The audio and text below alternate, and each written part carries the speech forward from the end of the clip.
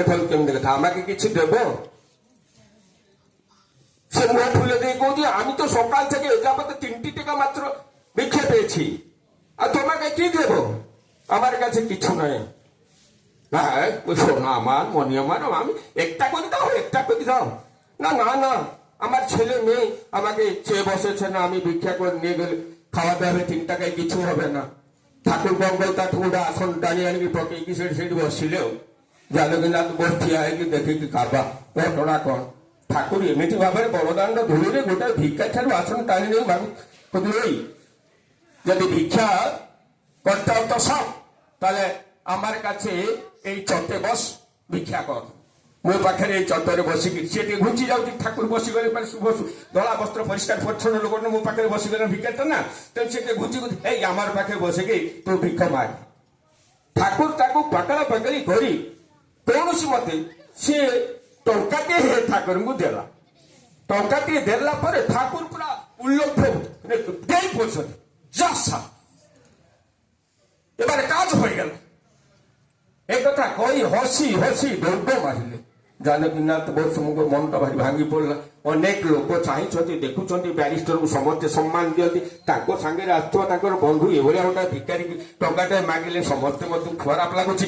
ତେଣୁ ବ୍ୟାରିଷ୍ଟର ମହାଶୟ ମନ ଦୁଃଖରେ ଯାଇକିରି ମାତା ମନମୋହନ ଦେବୀଙ୍କ ପାଖରେ ଗୁହାରି କରୁଛନ୍ତି, ମା ଠାକୁର ଏଇ ଯେ ବଡ଼ଦାଣ୍ଡରେ ଗୋଟାଏ ଭିକାରୀ ପାଖରେ ଟଙ୍କାଟା ପାଇଁ ତାକୁ ହାତ ପଠେଇଲେ, ତା ଆସନରେ ବସିଲେ, ଏତେ ନିଉଛଣିଆ ଭଳିଆ ମତେ ଲାଗିଲା।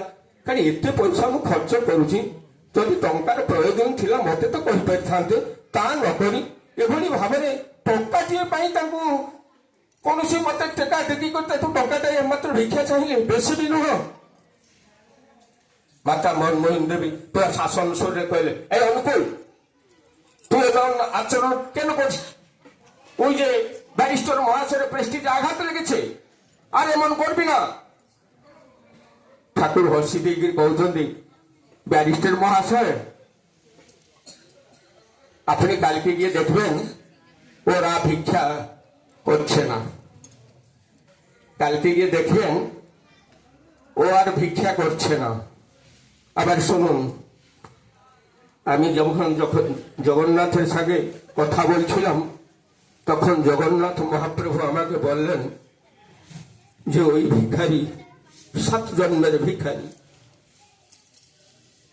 7 জন্মের ভিখারি, সবসময় ভিক্ষা করে চলে, ভিক্ষেই তার বৃত্তি। কাউকে একটা করে টাকাও দেও না, একটা করেও চাল দেও না, এরকম নিষ্ঠুর ভিক্ষুক। তাই এখানে বসে আমাকে যত ডাকলেও আমি তাকে উদ্ধার করতে পারে না। তুমি তো এবারে এসেছ, তুমি তো এবারে এসেছ সারা জগৎকে উদ্ধার করার জন্য, বৃক্ষলতা কীট পতঙ্গ মনীষস্পতি প্রত্যেককে উদ্ধার করার জন্য। পরে দেখতো ও উদ্ধার পায় কিনা। এখন কেন ঠাকুর কৌতল জগন্নাথ দেব আমাকে কথাটা বললেন, তাই আমি 1 টাকার জন্য তার কাছে গিয়েছিলাম। আও এই 1 টাকাও আমার প্রয়োজন ছিল। আপনি কালকে গিয়ে দেখবেন ও আর ভিক্ষা করছে না। তেমন পরম দয়াল দয়া করি গোটিয়ে টঙ্কা বিনিময়ে 7 জন্মর তার পাপ, 7 জন্মর ভিক্ষুক ভিত্তিକୁ খণ্ডন କରି ତାକୁ ଗୋଟାଏ ଦିବ୍ୟ ମାନବରେ ଦେବ ମାନବରେ ରୂପାନ୍ତରିତ କରିଦେଲେ। এই হচ্ছেন যুগ পুরুষোত্তম শ্রী শ্রী ঠাকুর অনুকূল চন্দ্র, যে কি আসিছেন আজ সৎসঙ্গী। আমি মানে সব ভিকারী নুহ, দেখুন আমি সব ভিকারী কি, আমি বহু টঙ্কা পয়সার অধিকারী, ভিকারী নুহ। কিন্তু সেই প্রিয় পরম জীবন স্বামী যিয়ে সিଏ নিজে ভিকারী সাজি প্রতিদিন কହୁଛନ୍ତି ମୁଁ ପ୍ରାତଃ ସମୟରେ ତୁମ ମାନଙ୍କ ଦ୍ୱାରକୁ ଯାଏ ଭିକ୍ଷା ପାତ୍ର ନେଇ, ହାତ ପାତି ତୁମ ମାନଙ୍କୁ ଭିକ୍ଷା ମାଗେ। କିଏ 8 ଆଣା, କିଏ 4 ଆଣା, କିଏ 10 ପଇସା, କିଏ ଟଙ୍କାଟେ, କିଏ 5 ଟଙ୍କା। ଯେତେବେଳେ ଭିକ୍ଷା ଦିଅନ୍ତି, ଇଷ୍ଟ ପ୍ରତି ମୂର୍ତ୍ତି ଭିକ୍ଷା ଦିଅନ୍ତି, ସେତେବେଳେ ମୁଁ ଆନନ୍ଦରେ ଡଗମଗ ହେଇ ଫେରି ଆସେ। ତୁମମାନଙ୍କର ସମସ୍ତ ଦୁଃଖ ଜ୍ୱାଳା ଯନ୍ତ୍ରଣାକୁ ତାରି ଭିତରେ ଦେଇ ଅପହରଣ କରି ନେଇ ଆସେ ଏବଂ ତୁମମାନଙ୍କୁ ଶାନ୍ତି ମଙ୍ଗଳରେ ରହିବାର ବାଟ ଦେଖେଇ ଦିଏ। ତୁମମାନଙ୍କର ପାଖେ ପାଖେ ମୁଁ ରହିଥାଏ। এই হচ্ছেন শ্রী শ্রী ঠাকুর। ସେ ଆମମାନଙ୍କ ପାଇଁ ଆମମାନଙ୍କୁ ଉଦ୍ଧାର କରିବା ପାଇଁ ଆଜି ପ୍ରତି ମୁହୂର୍ତ୍ତରେ ଭିକାରୀ ସାଜି ଦୈନିକ ରାତି 9ଟା ବେଳୁ ଆମ ଦ୍ୱାରରେ ଯାଇ ପହଞ୍ଚନ୍ତି। ଆମେ କେବେ ଇଷ୍ଟବୃତ୍ତି କରିବା ସମୟରେ ଚିନ୍ତା କରୁଛେ, ହେ ମୋର ଦେବତା, ହେ ମୋର ଆଚାର୍ଯ୍ୟ, ହେ ମୋର ପ୍ରିୟ ପରମ, ଏଇ ଯେ ମୋର ଜୀବନ ଯଜ୍ଞର ପ୍ରଥମ ଆହୁତି ପ୍ରାଣସ୍ପର୍ଶୀ ଆହୁତିକୁ ଆପଣ ଗ୍ରହଣ କରନ୍ତୁ। ମୋର ଏଇ ଅନ୍ତରର ଶ୍ରଦ୍ଧାଟିକୁ ଆପଣ ଗ୍ରହଣ କରନ୍ତୁ। ତେବେ ଚିନ୍ତା କରିଛି, ଇଷ୍ଟଭୂତି ସମୟରେ ପ୍ରଭୁ ଆସୁଛନ୍ତି, ମୋ ପାଖରୁ ଗ୍ରହଣ କରୁଛନ୍ତି। ତେଣୁ ଦୟା କରିକିରି ଆସିଛନ୍ତି। ବହୁ ଦୃଷ୍ଟାନ୍ତ ରହିଛି। ଥରେ ଗୋଟେ ମା କୋଚିବିହାରରୁ ଆସିଛି, ତାର ଛୁଆଟାକୁ ଘିନିକିରି ଆସୁଛି, 3 ବର୍ଷର ଛୁଆ। ସେ 3 ବର୍ଷର ଛୁଆଟାକୁ ଆଣିକିରି ଆସିବା ଭିତରେ ସେ ଠାକୁରଙ୍କୁ ଦର୍ଶନ କରିବେ। ପ୍ରଥମବାର ଆସିଛି, ଗୁରୁ ଭାଇ ମାନେ ସବୁ ଆସିଛନ୍ତି ସାଙ୍ଗରେ। ତାକୁ ରାତିରେ ଟ୍ରେନରେ ଜ୍ୱର ହେଇଛି ସନ୍ଧ୍ୟା ସମୟରେ, ଏବଂ ସେ ଆଶ୍ରମରେ ପହଞ୍ଚିବା ପୂର୍ବରୁ ଷ୍ଟେସନରେ ଆଶ୍ରମରେ ପହଞ୍ଚିବା ପୂର୍ବରୁ ସେ ପିଲାଟା ଯେ ଅତ୍ୟଧିକ ଜ୍ୱରରେ ମୃତ୍ୟୁବରଣ କରିଛି। ଦେଖନ୍ତୁ କେମିତି କଥାଟା, ମୃତ୍ୟୁବରଣ କରିଛି। ତାପରେ ମାଟା କାନ୍ଦି କାନ୍ଦି, ଏକମାତ୍ର ସନ୍ତାନ 3 ବର୍ଷର ପିଲା, କାନ୍ଦି କାନ୍ଦି ପୁରା ଟ୍ରେନରେ କମ୍ପେଇଛି ପକେଇ ଗୁରୁ ଭାଇ ମାନେ ତାକୁ ବୁଝାସୁଝା କରୁଛନ୍ତି ଏବଂ ଖାଲି କହୁଛି, ଠାକୁର ମୁଁ ତ ପ୍ରାର୍ଥନା କରେ, ମୁଁ ତ ଇଷ୍ଟଭୂତି କରେ, ମୁଁ ତ ମୋ ପିଲା ପାଇଁ ବି ଇଷ୍ଟଭୂତି କରେ, ତା ପେଟରୁ ମୋ ପେଟରେ ଥିଲା ବେଳେ ଇଷ୍ଟଭୂତି କରେ, କଣ ହେଲା, ମୋ ପୁଅ କାହିଁକି ଗଲା, ମୁଁ ତ କୌଣସି ଅମଙ୍ଗଳ କାମରେ ଯାଉନଥିଲି, ଆପଣଙ୍କୁ ଦେଖିବା ପାଇଁ ଯାଉଥିଲି, ମୋ ପୁଅକୁ ଆପଣଙ୍କୁ ଦେଖେଇବା ପାଇଁ ନେଇକି ଯାଉଥିଲି, ଆଶୀର୍ବାଦ ପାଇଁ ଯାଉଥିଲି, ଏମିତି କାହିଁକି ଅଘଟଣ ଘଟିଲା, କାହିଁକି ଅଘଟଣ ଘଟିଲା? ଠାକୁରଙ୍କ ଉପରେ ଦୋଷାରୋପ କରୁଛି, ଛାତି ବାଡେଇ ମୁଣ୍ଡ ବାଡେଇ କାନ୍ଦି ଗଢୁଛି। ଭାଇମାନେ ତାକୁ ଆଶ୍ରମକୁ ନେଇଗଲେ, କହିଲେ ଏବଂ କହିଲେ, ମା ଦେଖ, ତୁମେ ତ ଠାକୁରଙ୍କ ପାଖକୁ ଯାଉଛ, ସେଇଠି ଯାଇ ଠାକୁରଙ୍କୁ ଏ କଥାଟା ପଚାରିବ।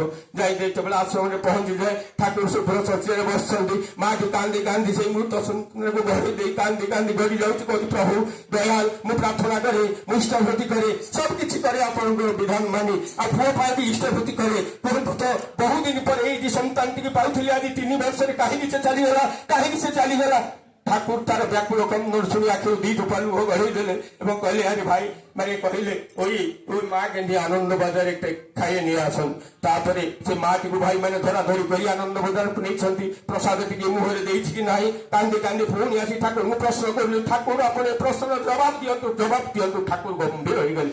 ଠାକୁର କହୁଛନ୍ତି, ଦେଖ ମା, তুমি হয়তো তোমার বাবা মায়ের একমাত্র মেয়ে।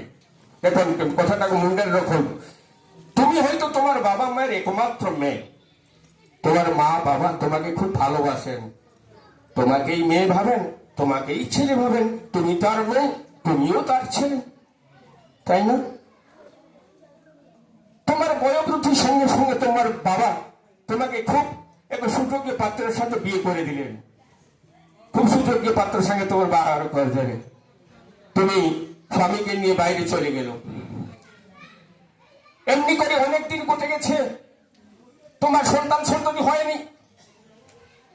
তারপরে তোমার বাবা মায়ের পরিণত অবস্থা এসেছে, বাবা মৃত্যু শয্যায় রোগ যন্ত্রণায় ছটফট হচ্ছে এবং খুঁজছে, মা আমার কত দূর সরে গেল, আমি তোমাকে কত ভালোবাসি, একটু আসবেন না, আমাকে দেখবেন না, আমি তোমাকে দেখতে চাই মা, দেখতে চাই।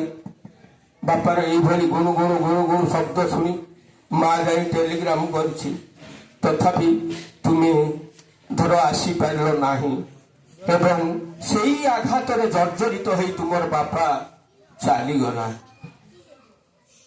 ଆଉ সেই আত্মাটা তোমার ছেলে হয়ে জন্ম হয়েছিল। এই যে বাবাকে অবজ্ঞা করা, বাবার ভালোবাসায় আঘাত দিয়ে যন্ত্রণায় ছটপট করার ফলে তোমাকে কেমন এই স্বাদটা চোখে দেবার জন্য তোমার বাবা এসেছিল তোমার সন্তান হয়ে, তাই না? না, হ্যাঁ হ্যাঁ ঠাকুর, আপনি কেন জানলেন এই কথা? আমি তো বলিনি। আমি যা দেখতে পাচ্ছি ମୁଁ ଦେଖିପାରୁଛି ଏଇ ଘଟଣା ହେଇଛି। ତୁମେ କୁହ ତ ଦେଖି, ନା ହଁ ଠାକୁର, ପ୍ରକୃତରେ ମୋ ବାପା ଯେତେବେଳେ ବାର୍ଦ୍ଧକ୍ୟ ମତେ ବାପା ମା ଖୁବ ଭଲ ପାଆନ୍ତି, ବାର୍ଦ୍ଧକ୍ୟ ଅବସ୍ଥାରେ ମୋ ପାଖକୁ ବାର ବାର ଟେଲିଗ୍ରାମ କରିଛନ୍ତି, ମୁଁ ହତ ଭାଗିନି, ଆସିପାରିନି, ବାପା ମାଙ୍କର ସେବା କରିପାରିନି। ବାପା କଣ ସତରେ ଏଇ ଆଘାତ ଯନ୍ତ୍ରଣାରେ ଛଟପଟ ହେଇ ଚାଲିଗଲେ? ଆଚ୍ଛା, ବାବା କଣ ମୋ ଅପେକ୍ଷା ମୁଁ ଯେମିତି ଆଘାତ ପାଉଛି ବାପା କଣ ଏଇଭଳିଆ ଆଘାତ ପାଇଥିବେ? ନା, ଠାରୁ ଅଧିକ ଆଘାତ ତୋର ବାପା ପାଇଛନ୍ତି ଏବଂ ସେଇ ଆଘାତଟା କେମିତି ସ୍ୱାଦତା ତୋତେ ସେ ଚଖେଇ ଦେବା ପାଇଁ ଆସିଛନ୍ତି। ତେଣୁ ସାଧୁ ସାବଧାନ। ତେଣୁ ପରମ ଦୟାଲ ଦୟା କରିକିରି ଆସିଛନ୍ତି ଆମକୁ ଜୀବନର ସ୍ୱାଦ ମରଣର ସ୍ୱାଦ ଚଖେଇ ଦେବା ପାଇଁ। ତେଣୁ ଆମେ ଏମିତି କିଛି କାମ କରିବା ନାହିଁ ମୋ ବାପା ଯେମିତି କଷ୍ଟ ପାଉ, ମୋ ମା ଯେମିତି କଷ୍ଟ ପାଉ, ମୋ ସ୍ୱାମୀ କଷ୍ଟ ପାଉ, ମୋ ସ୍ତ୍ରୀ କଷ୍ଟ ପାଉ, ମୋ ପିଲାମାନେ କଷ୍ଟ ପାଉ, ଏମିତି କିଛି କାମ କରିବା ନାହିଁ। ତେଣୁ ଆମର ଜୀବନ ଚଳନାକୁ ନିୟନ୍ତ୍ରିତ କରିବା ହିଁ ସତ୍ସଙ୍ଗର ଉଦ୍ଦେଶ୍ୟ।